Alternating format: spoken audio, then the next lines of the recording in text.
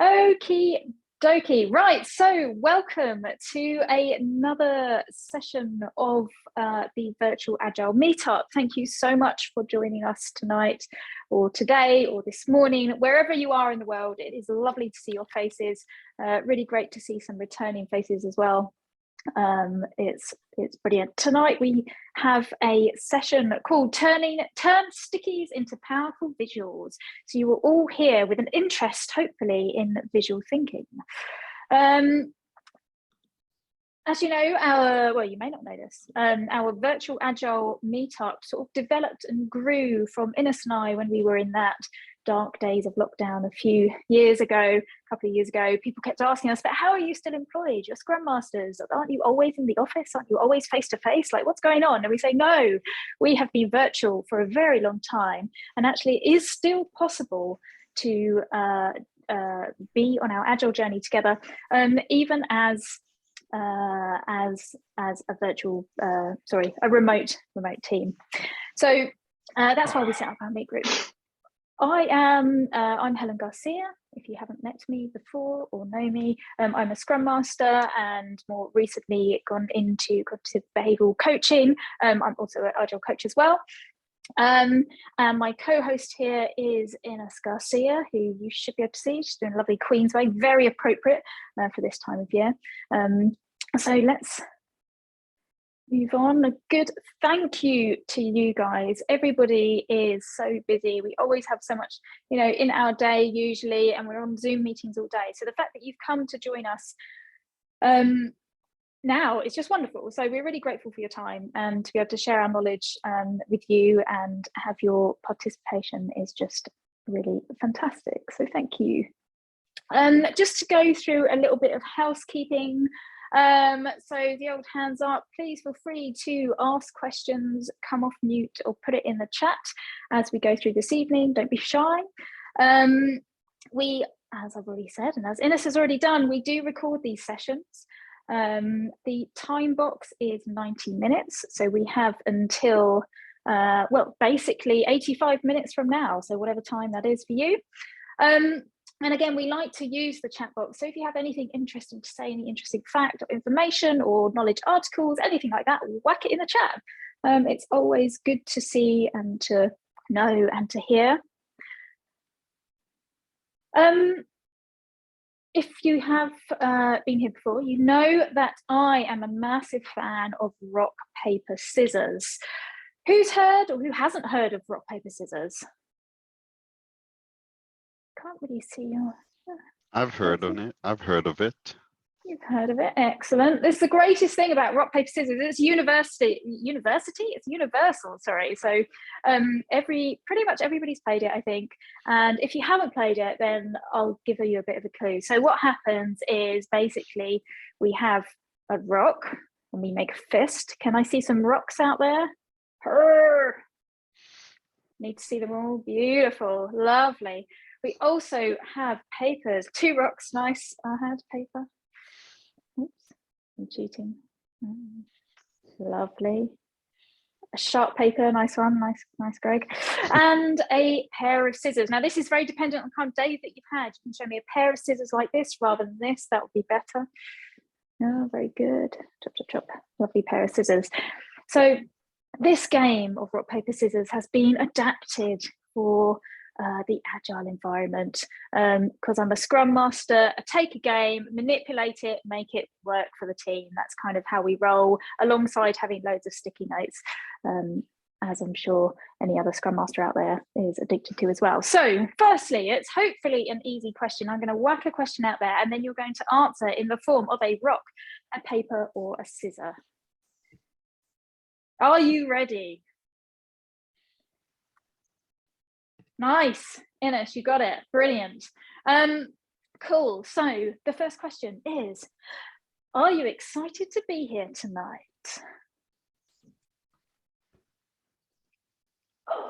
Oh, maybe excited, but most of us are excited. There's no scissors, which is good because we're not holding you captive. You can leave at any point, but it's lovely to have you here. So glad. Lots of rocks, 1 paper. And secondly, the question is, who has heard of visual thinking? Who's heard about visual thinking?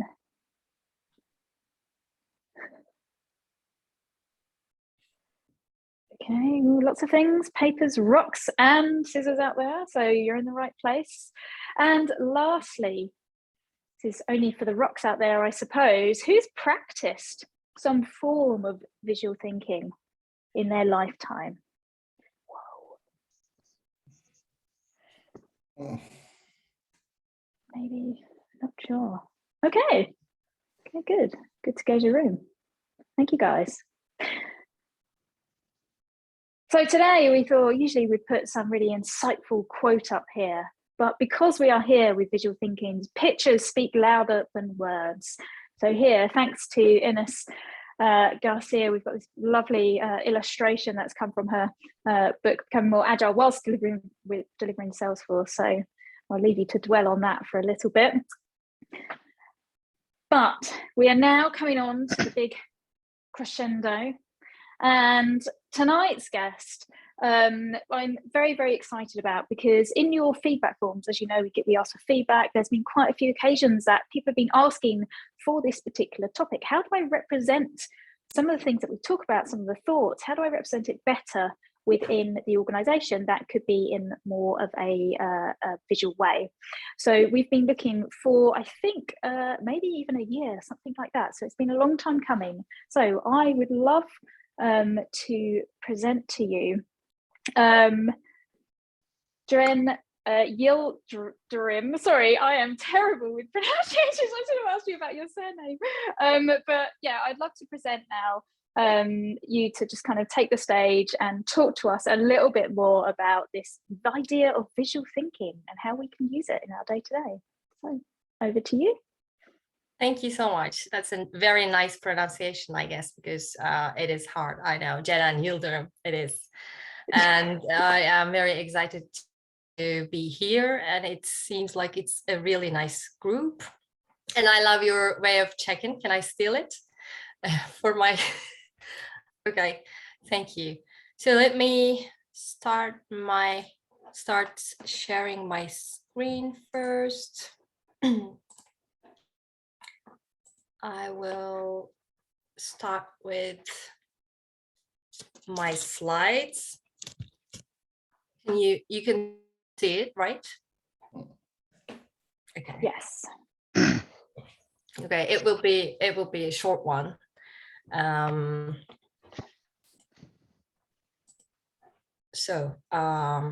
Yeah, we are here. Let me introduce myself first. I am Ceren. My name is difficult to pronounce. I know. I used to be called as Ceren, Karen, and so many other different ways, but that's all okay.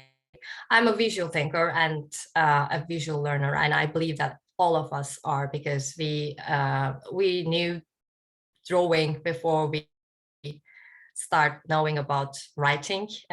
So it's actually natural for me. And I love nature a lot. I love animals, love art, and I like asking questions. I think it is part of my job because I am an agile coach at Ericsson. I actually started my career as an internal auditor, and then I found it really boring, and then I jumped into IT.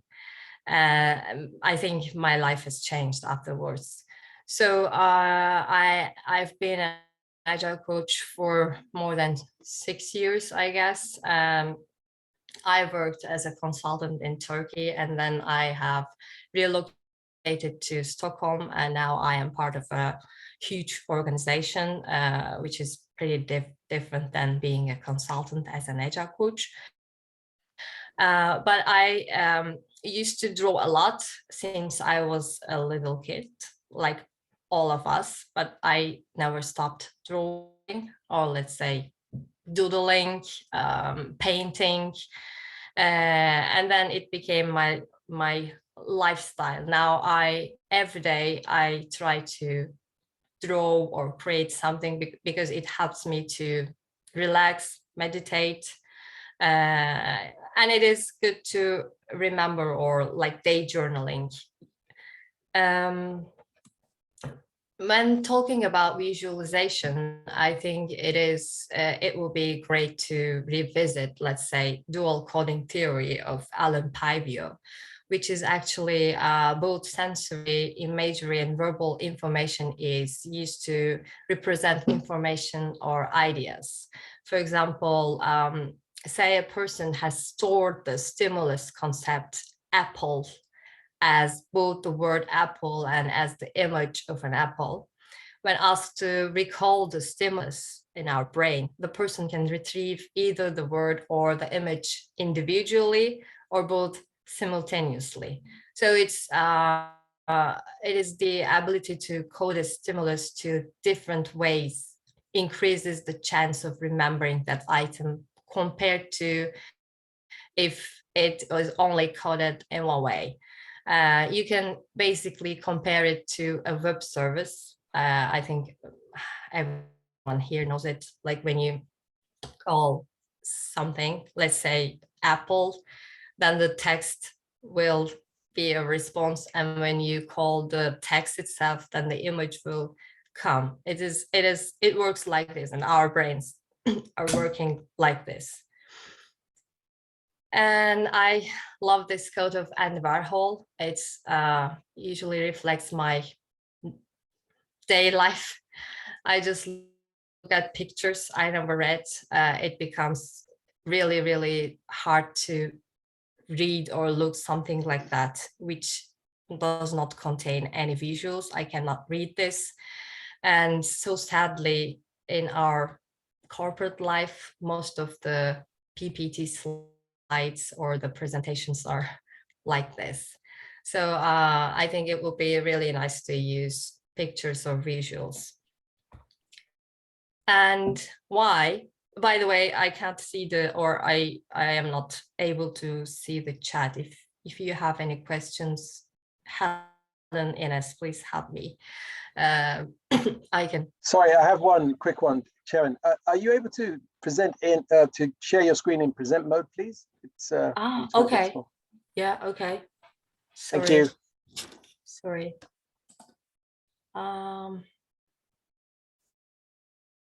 I'm sorry. This is okay.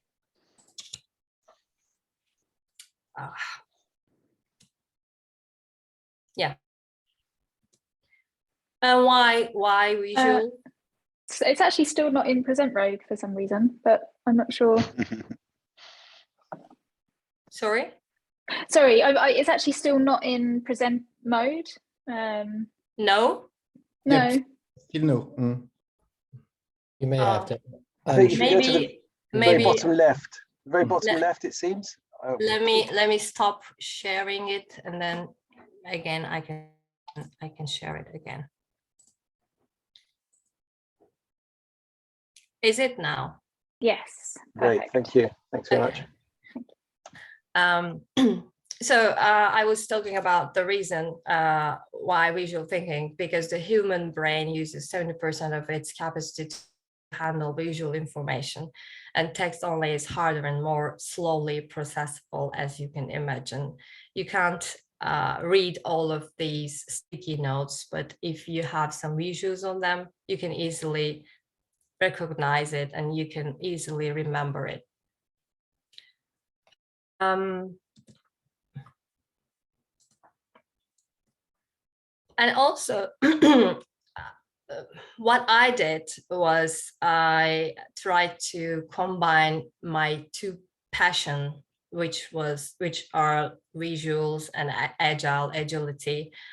I am trying to use it in my daily life as an agile coach.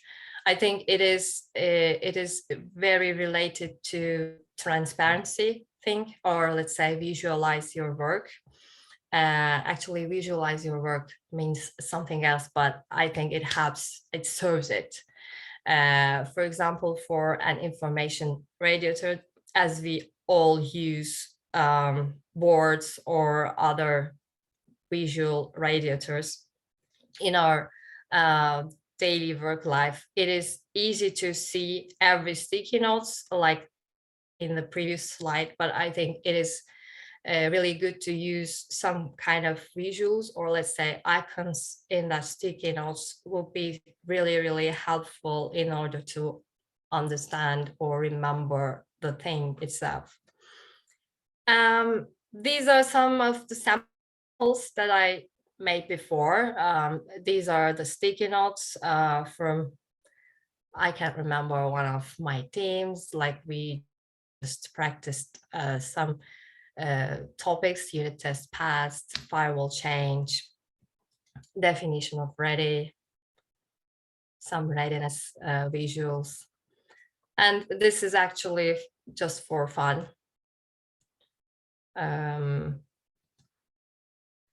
This one is, I am also using this when I'm explaining something to my teams, like in the trainings or in some sessions. I am trying to do it in a fun way. So when I am explaining backlog refinement, I use this technique to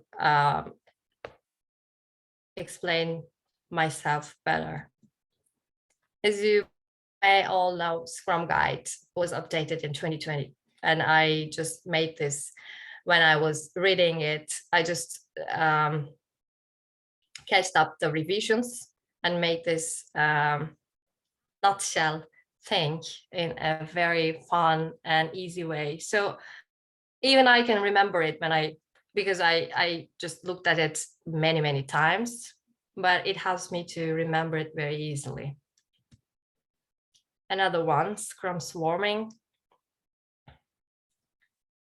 And yes, so what we will do today is we are going to doodle together. I would prefer it. I invite you to do that. And it's not about being an artist or drawing very, very well, or it does not need any professional skills, let's say.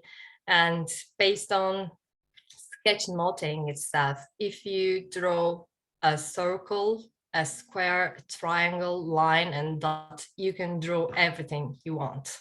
That's basic 5 elements of visual thinking, or let's say sketchnoting or visual note taking. Now I am going to share my document camera. And if you don't have any pens or papers with you, I can wait, or maybe you can just prefer to watch only. Any questions? Is everything okay? Yeah, perfect. Yeah, I've got my pen and my paper like ready and poised. So if you guys Okay. Cool. are ready. So this is my paper. And as I mentioned, you can draw everything with a square, circle, triangle, line, and dot. I meant like you can draw faces easily, and you can combine them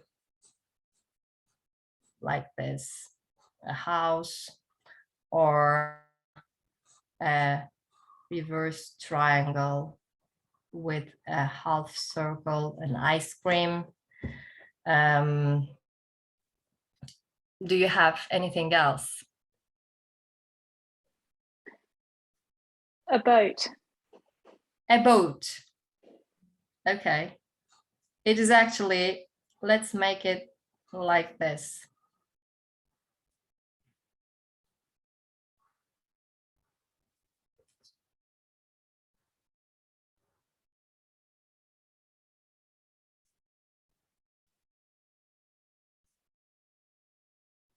Maybe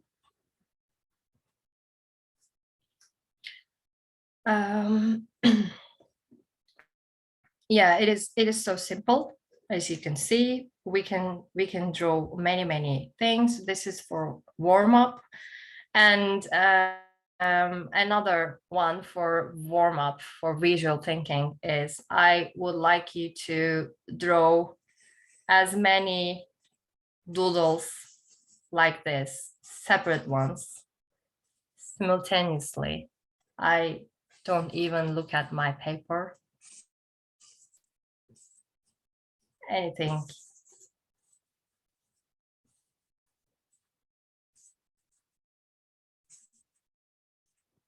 Okay.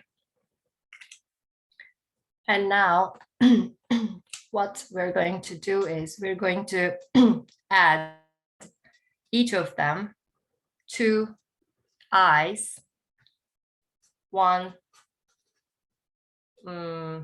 beak, and 2 legs, wherever you want. For example, my first one will be maybe something like this. And the other one,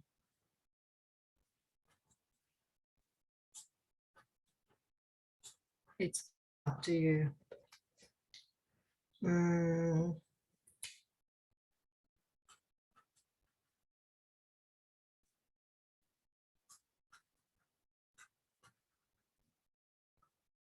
Oops.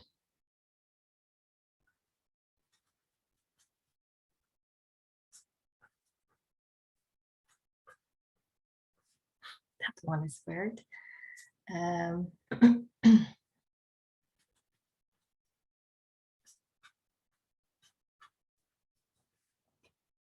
This is squiggle birds exercise. It's very helpful to use your brain in a visual way. And as you can see, there will be many, many variances of each one.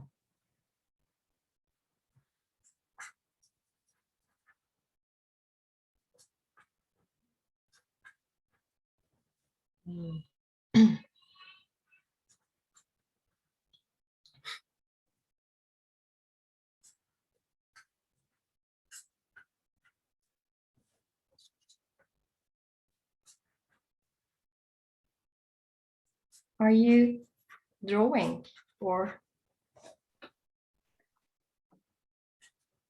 Yes, I'm drawing, but mine still don't look as cool as yours.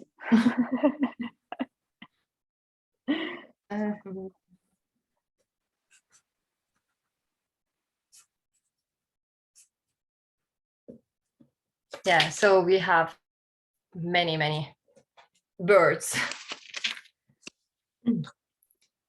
Okay. After this one, cool.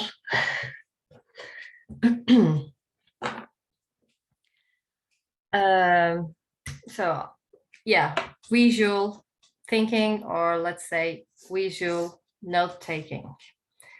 I am going to write a title of it in the center of my paper. This lettering, by the way, I have learned this from Mike Roddy, who is, I can say, a father of sketchnoting.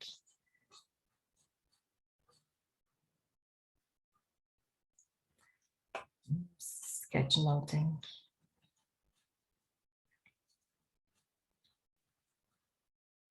Yeah. So there will be some sections around, as we did here, titles, which is really important because you need to make them in some kind of a visual hierarchy. So I can call it also visual hierarchy. You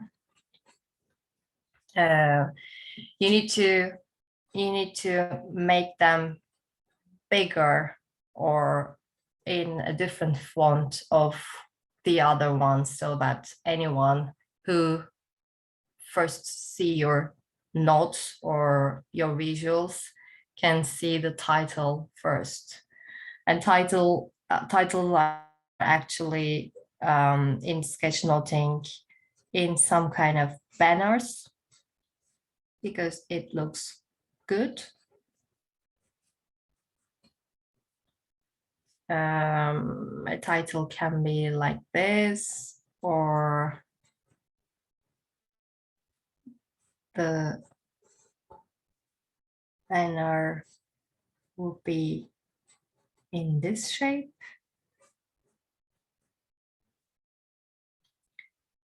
And there might be some kind of coloring, or let's say shadowing, in order to make it in a contrast way. And the size of your title will be big. Or if you have a visual hierarchy here, like now, this one is big in a different font, this one is small in another font, and this is also, and this is the smallest one here, and I can also use my small lettering type. And the lettering style, as we say, important for a title, lettering style.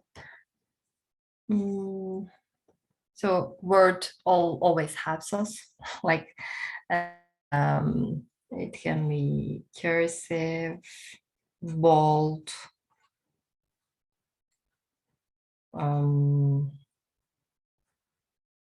or any other type, another bold one. These topics are, I am trying to make it in a very summarized way, but I can talk about this one maybe 1 hour. So this is, lettering is something you need to practice maybe all the time, because it needs to be your style. You can also find your, maybe you have, because some of us usually do it in a very natural way. But this is, I think, very important for title, or it can be in a block way. For example, this is another type. Do you have any questions, by the way?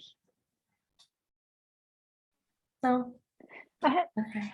I have one question. Sorry, I'm asking lots of questions tonight, but so would you sort of look at what do you call it, sort of lettering styles that are on the computer to try and work out what might be a style that you do? Is this how you've come across them? Or so I wouldn't know where to start, I don't think.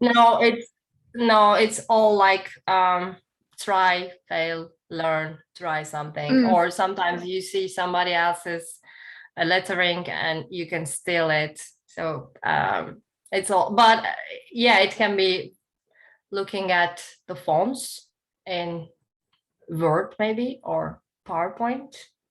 I didn't do that, so I don't know if I can practice it, but yeah, it can be a way. I think it can be a nice one.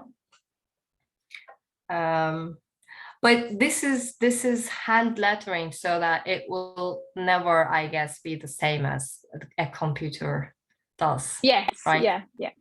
So yeah. As we talk about block, it reminds me, this one, the second one, is blocks itself. I'm sorry, by the way, for my voice. blocks. For So I have a quick question, if I may. yes. So do you use this technique for taking notes yourself during meetings, or is it more something you use to present ideas, or both? Both way. I use it both way. I usually take my notes like this when I'm in a meeting or in a conference, or sometimes when I am reading a book. If I take notes, I am taking them like this. And also I am sharing my ideas in this way mostly. But if I am limited in some slides, I usually do it in an iPad and then put it as a picture or an image, or taking a picture of this one and put it is again an image. Yeah, but I do it usually like this way.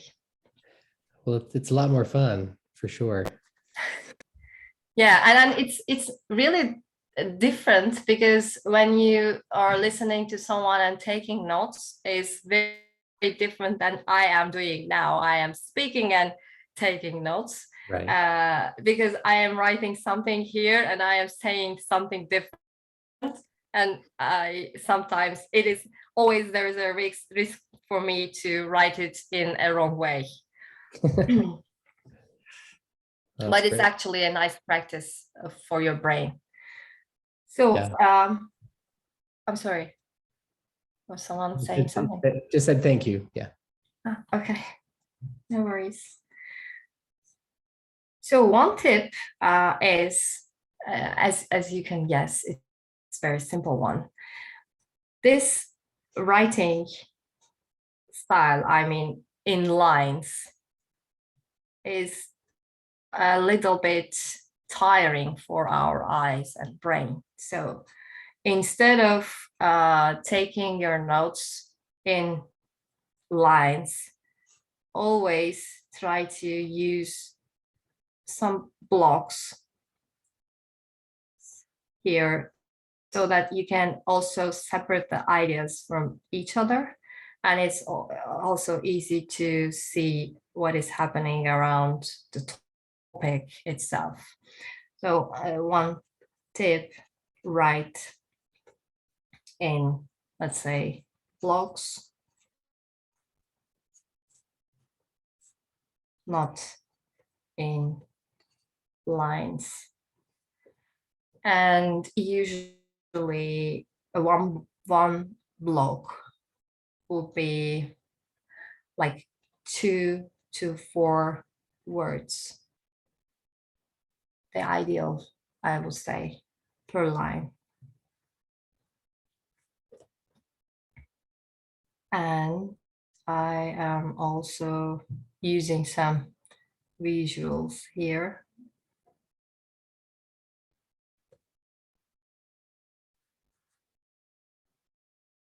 Need to cut your lines. And another tip, if you draw an icon, or let's say, for example, I'm now talking about something very different than this, so let me use another pen.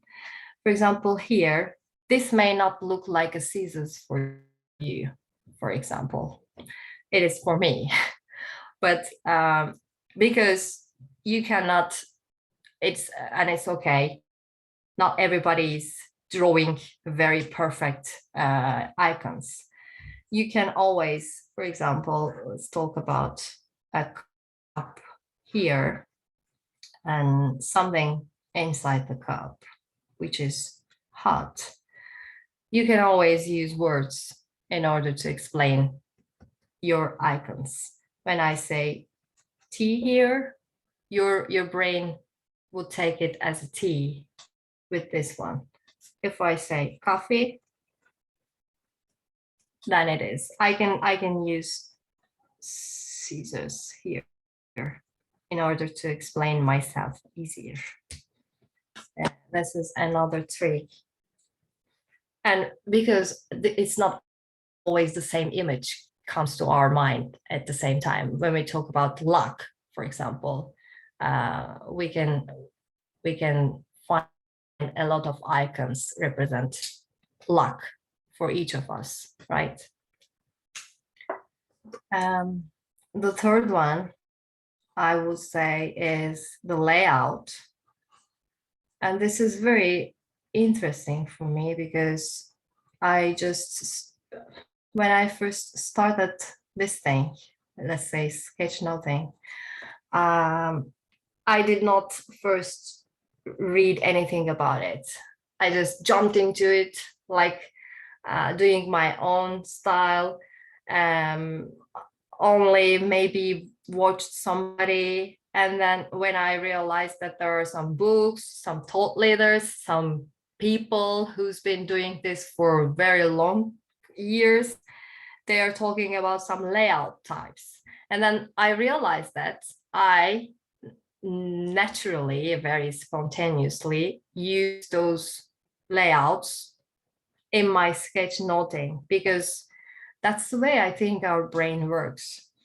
The first one is, let's say, radials. You have something in your, like I am doing right now. You have something in the center, and there are several subtopics linking to that one, the centered one, or radials, let's say. And another one would be, which is very commonly used, is this as snake flow or pathways. It is snake flow, pathways. This is very, I think, helpful for something that you are talking about in timelines, some kind of a history of Agile, for example. You can start from here, 1999, 20, or you can go like this, then this. This is for, I think, best way to use for timeline thing. And another one is using grids. It is actually connecting to this one, writing in blocks, not in lines. You can have only text in each box, but it is, again, I think, very helpful to see you each separate idea, or let's say content, in their own boxes. Grids are commonly used. When you have comparison, or I don't know, what can it be? For example, like a Kanban flow style, I would use a down way of visualizing ideas, because you have some columns, which is actually reflecting a flow inside. This is best for those ones. And for, I think this one is the most funniest, which is the popcorn way of separating ideas. Let me show it here. We have one subtitle here, the second one here. This is something else. And the third one. this is popcorn. And the fourth is containers. Can you guess what they are? Any ideas? When I say containers, what do you see in your visual side of containers? A basic container will be the most common used one is speech bubbles, let's say. Speech bubbles. And the other one, can you guess it? Which is tall Bubble. clouds, yeah. Thought bubbles or thought clouds. A title can be, oh, sorry, not title. A container can be a frame. You can write something here. These ones are containers, titles, or you can easily do it like this. This is another container, a very easy one. Attention, for example. Or if you have practiced along the visual thinking thing, you can also combine them with some people.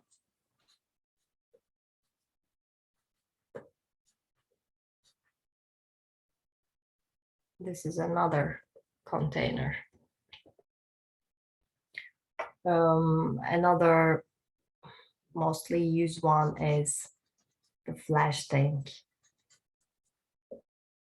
By the way, these are, for example, to your point, Alan, these are the ones that we can easily add to our PowerPoint slides by the shapes, the icons itself. These are that ones, I guess, because it has the same. So containers, yeah, and another important one will be connectors. Because if you are talking about or explaining something to somebody else, any idea, or when you're taking some notes, you usually make some connections around the ideas. Connectors, the fifth one, basically an arrow will be a connector, as I am using here. But there are, of course, types of arrows.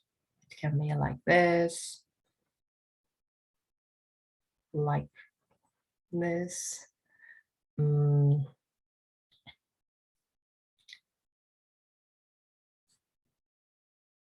This one, maybe. Another arrow.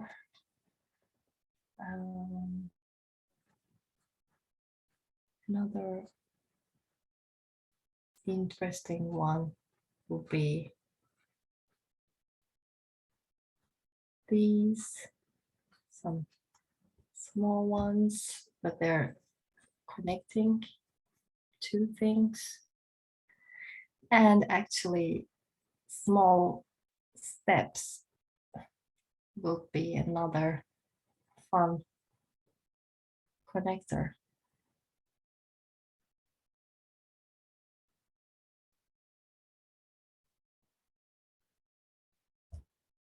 Oops. That's the exclamation mark. Okay.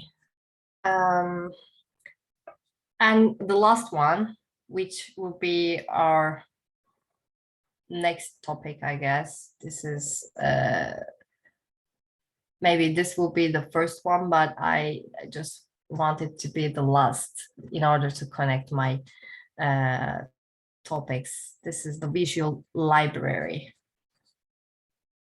Why it is important? Because if you would like to use visuals, you need to have a visual library in your hand or in your mind. First, you can have a look at so many icons. You can search them on the net, and then after some time, it will be your.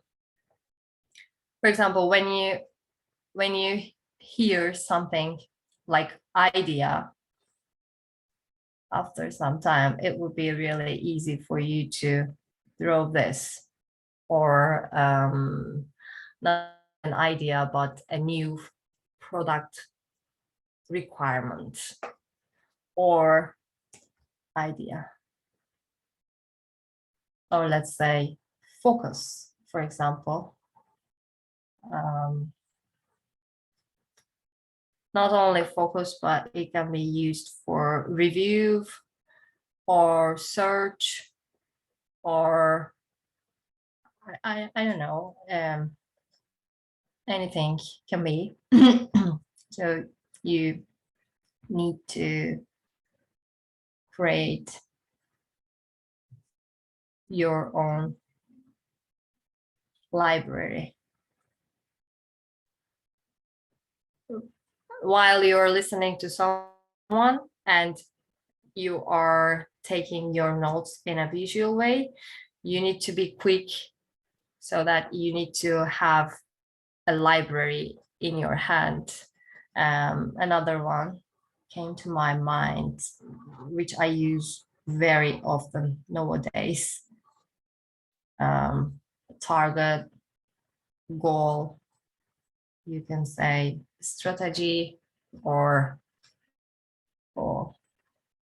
let's say another one, like only using speech bubbles or containers. Communication, that would be like here, and this one would be here. And as you can see, making mistakes is okay. Communication. And this is very linked to visualization itself.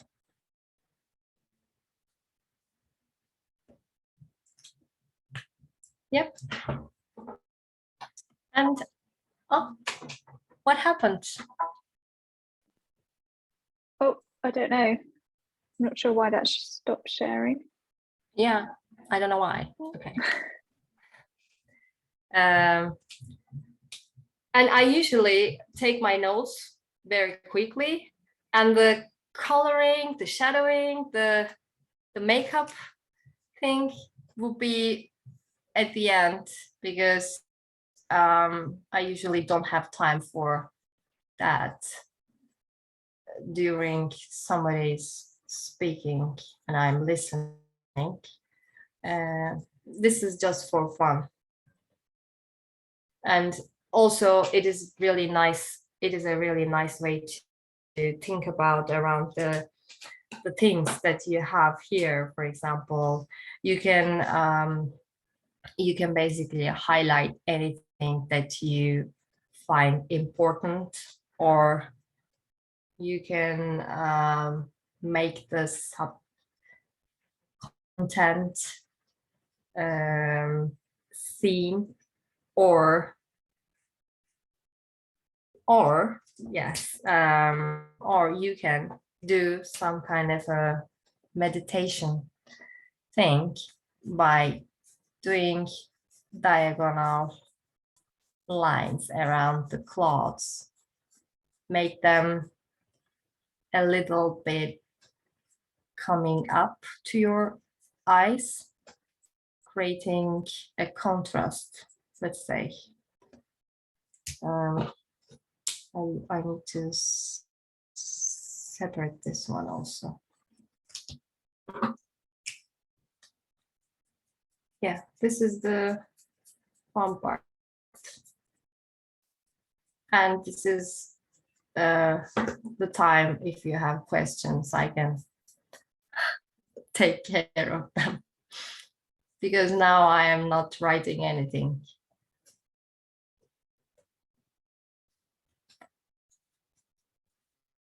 No questions. I have a quick question, you- if I may. Do you ever use this in sort of workshops or workshop settings? This one, note taking. Yeah. Yes, I do, but specifically for visual note taking workshops. I don't do any workshops like, for example, I am using this canvas, let's say, as a whiteboard for the past 2 years, as we can't use the whiteboard easily. And I use this during our retros. Sometimes I draw it while they're speaking, and it's at the end the output of the retro itself, and I put it into some common deck, or I share it with the team, or in the planning session sometimes, or during some presentations I use this one. Yes. Thank you. But is that what you asked, or? Yeah. So certainly I could see how it would have huge impact if, let's say, you're facilitating or I'm facilitating a workshop, and Yeah. obviously I'm stimulating the group or the team to come up with ideas, and then I'm catching them usually on the flip chart. And then afterwards I find that I'm sort of drawing arrows and whatever, and then later on I'll take it and make it maybe an image, and then I'll pad it out with maybe call out boxes and things like that, so that let's say people going back to it can understand the conversation, exactly. the ideas that came out. But with practice, I could imagine this would be so much more effective for me anyway, in a workshop, to kind of really, and then they're taking it to go away with and reflect on. Yes, exactly. Yes, exactly. Yes, I do it sometimes. But for example, I usually when for the new joiners to the team, I do this is the one I recently did. For example, I train the newcomers with these stuff.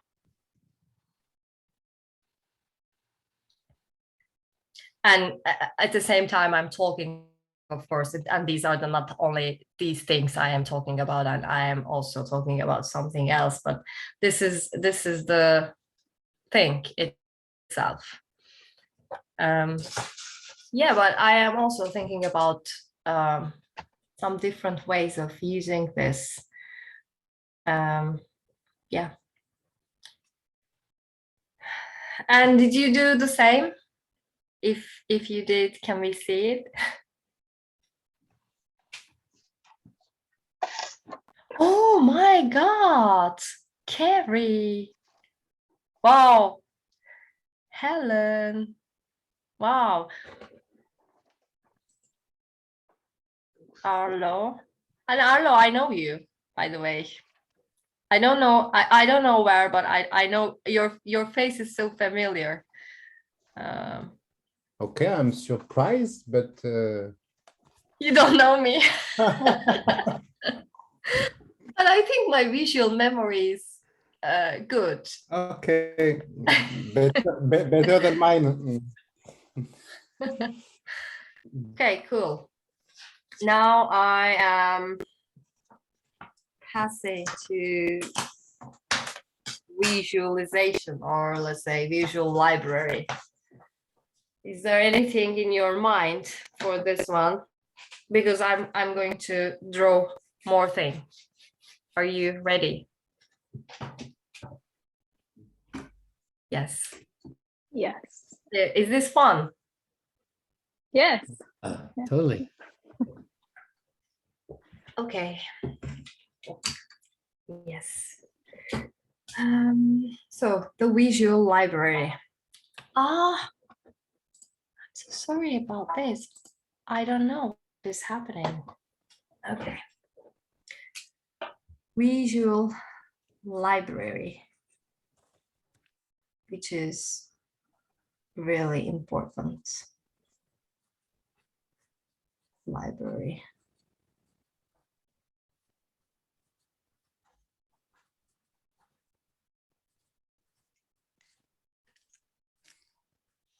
And this time I will make it like a very classical title here.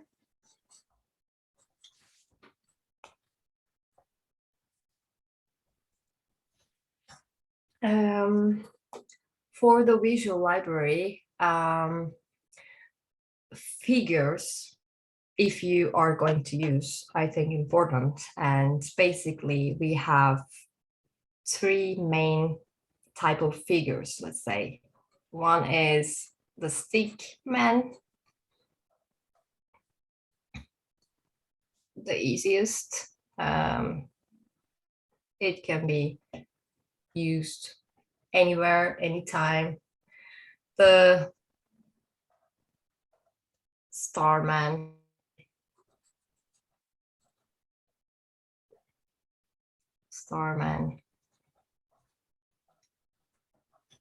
and the third one, I don't know what it is called, but I think boxman will be appropriate for it. This one is the one I use.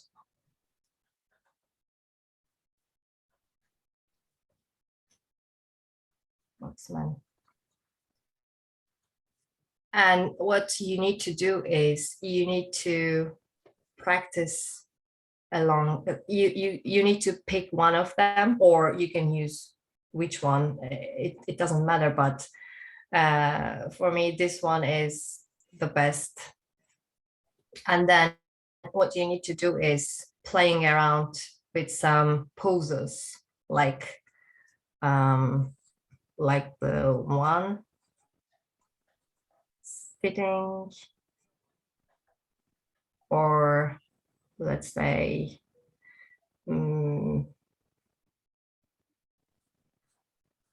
maybe jumping or celebrating, kind of.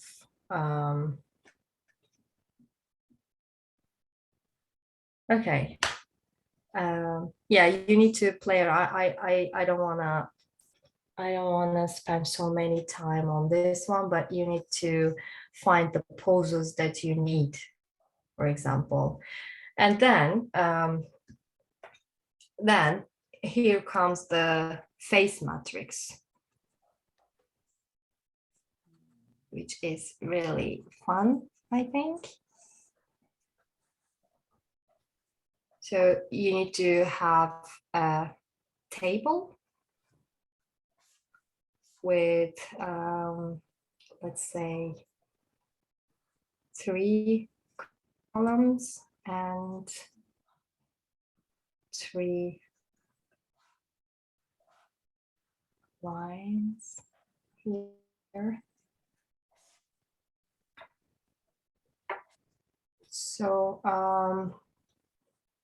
here we have this,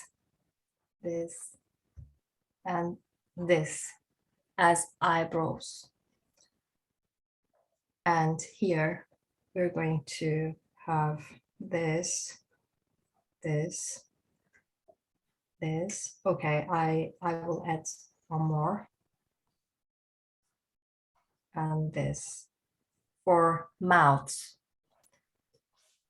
It's all about eyebrows and the mouth in our face expression, because the eyes and the nose itself, that's okay.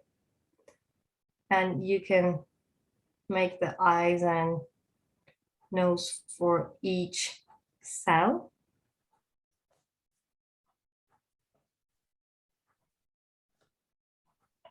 Oh, I forgot to do for this one. And now, what we do is, for this column, we're going to use these eyebrows for each. For this one, this type of eyebrows. And here, the angry one. And here, mouth.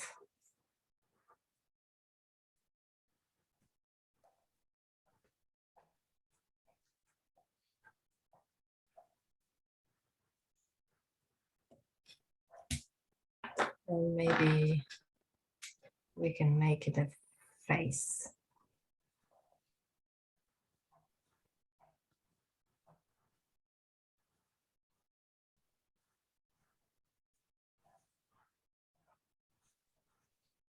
Faces, drawing faces is really interesting and really fun, by the way. So these are the main impressions we have. And it's really, really nice to see when you have these eyebrows with these smiley face, like, and maybe add some, like the little smiley. And the smiley emojis are the ones that we can copy around, because these are the ones that we usually use in our daily lives. And basically, you can visualize, for example, we do mad, sad, glad as a retro technique. And that's a very nice way of mad visualization. Mad, sad, and glad. You can use these faces for your retros. Yeah, faces, drawing faces are really important, and I think if you are going to use faces, it is important. If not, okay, that's okay. You can basically use a smiley for something that you write, which is very, very good for you, like a happy thing. You can use a smiley, or if you listen to someone saying that there is a blocker or there's something around in the team, like a problem, you can use a sad face, for example. And then there comes the basic icons, for example, time or deadline or anything around time. And you see, it's not important to be in a proper, I did not even count the dots here. I don't know whether it is 12 or not, because it's not important. When you look at this, you can see the clock, time or time box, or maybe planning. Another one will be goal. Or when talking about OKRs, mail, email, anything around. For example, you can use this as a reminder to yourself. Mail Helen for the meetup.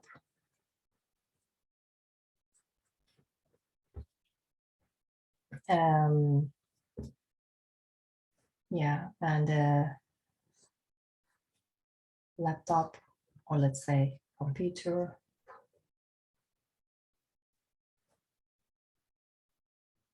The screen.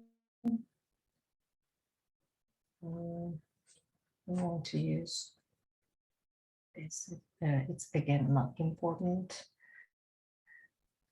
And computers or the screens are usually like this.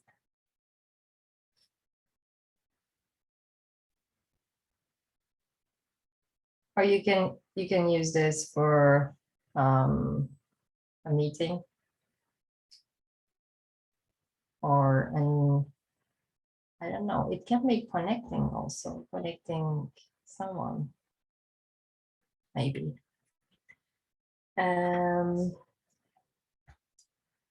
This is again a very common one. This will be feature or development and process. Yeah, and maybe some little ones around it.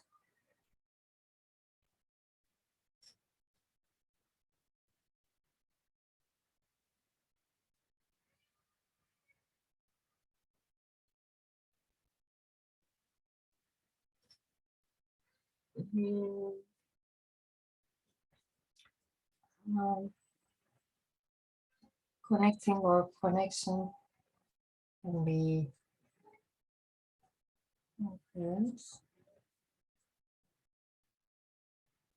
connection.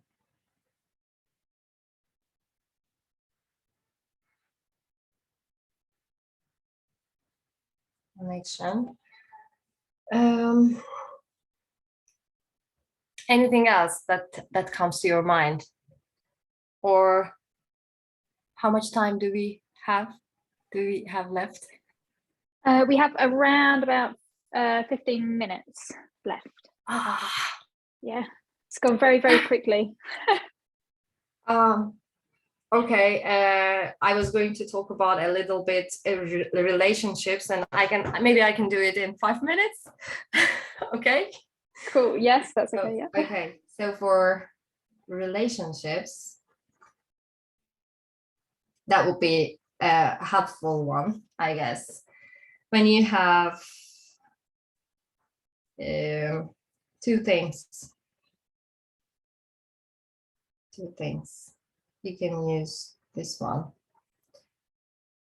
And if they are, let's say, contrary to each other, where you can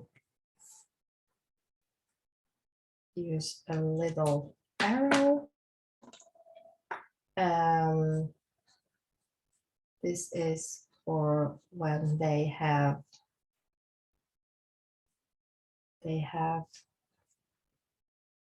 things in common.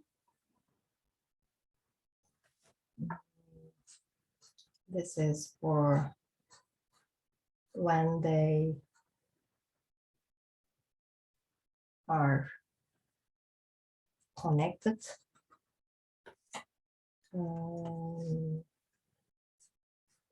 Another one would be,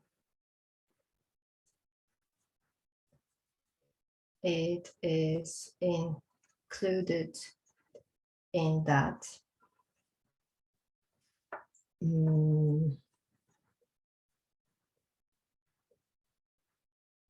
This one for, they are a group.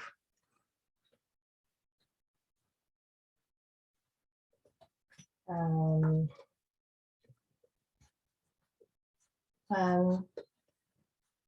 these two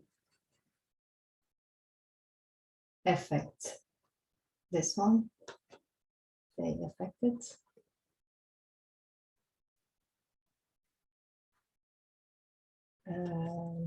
So I need to be very quick.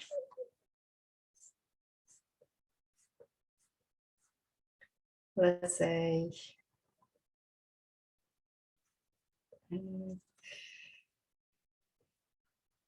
it consists of them. And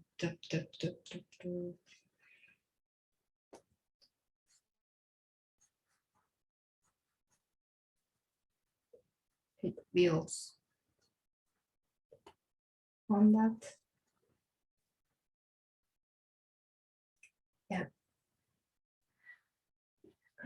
There can be more actually. But yeah. So I am very bad at time boxing, I guess. One feedback for myself.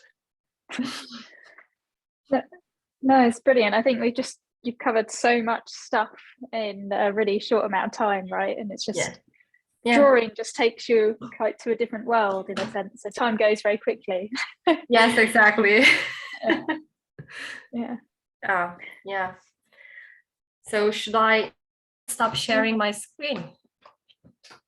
Yeah, I mean, have we got any questions or thoughts from the team here? Nothing in the chat, but guys, feel free to unmute. I love how you structure it, how you compartmentalize the content, because that's going to help me when I'm going to do my web services in my own brain to bring it back. So I really like to put things in groups. So yeah, that's super fantastic. And the other thing that has come quite apparent to me is that nothing really kind of comes and focus and connects like a live image. And yeah, we settling is something that we crave, I think, now in the teams and in the work that we do. So I'm going to infuse more of that. Thank you. Thank you. I just appreciate all the different ideas you gave us, especially next time I'm trying to explain something complex, or my team's trying to explain something complex to stakeholders. This would be a great way to do that. Thank you. Thank you.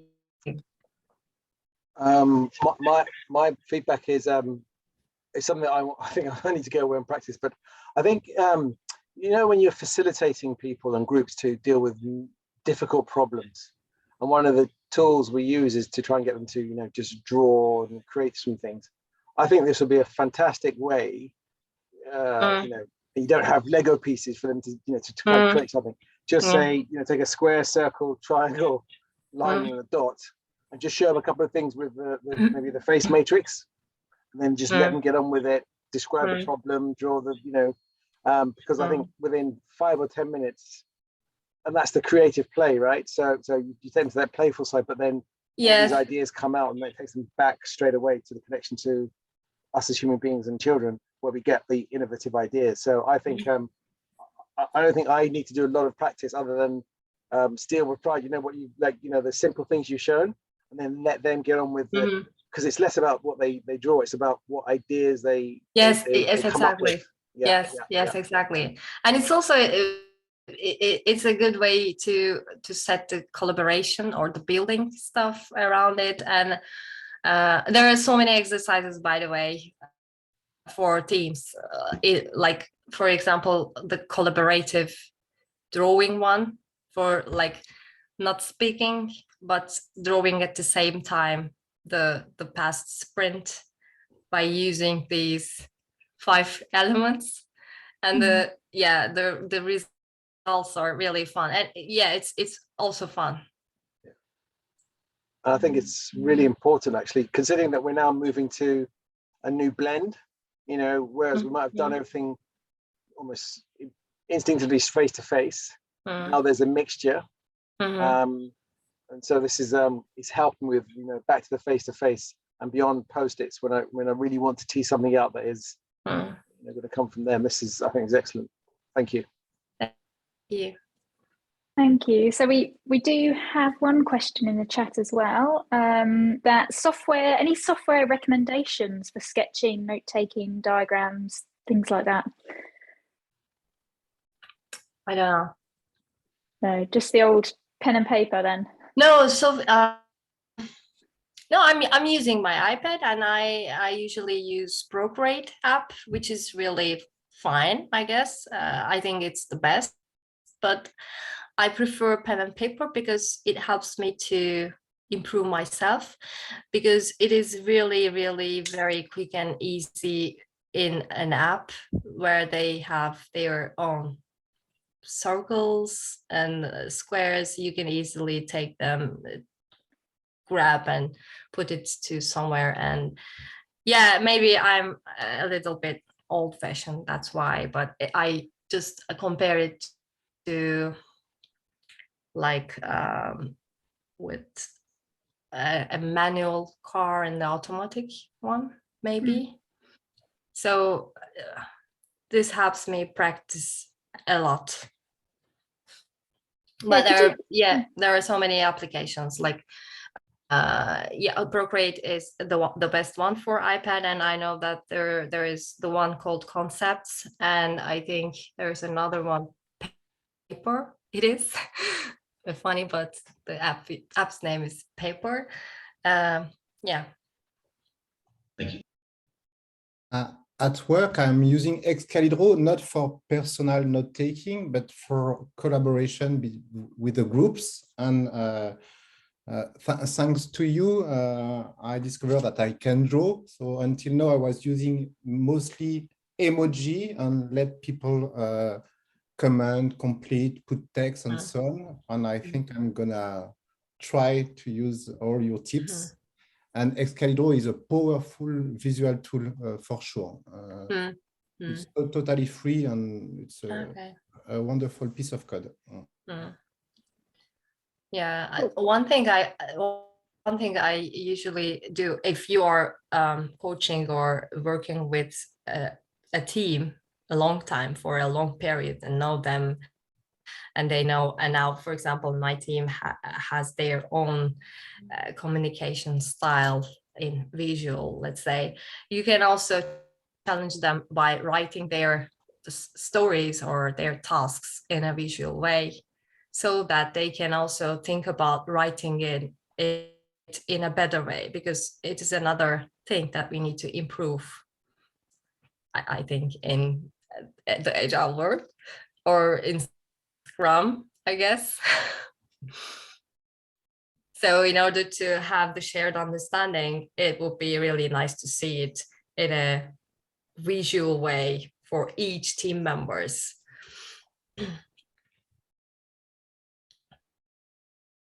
Yeah. Okay. For those of us who haven't done very much drawing, what type of markers or pens do you lean toward? So it's very actually simple ones. I use these Stabilo. It is German, I guess. Pen 6 to 8. You can find it everywhere. And another nice one would be, I don't know how this is called, but Stadler.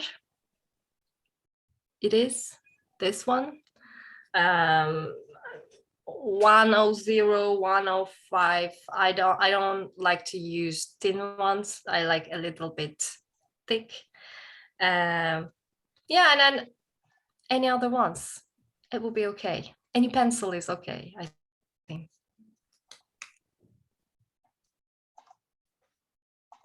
Great.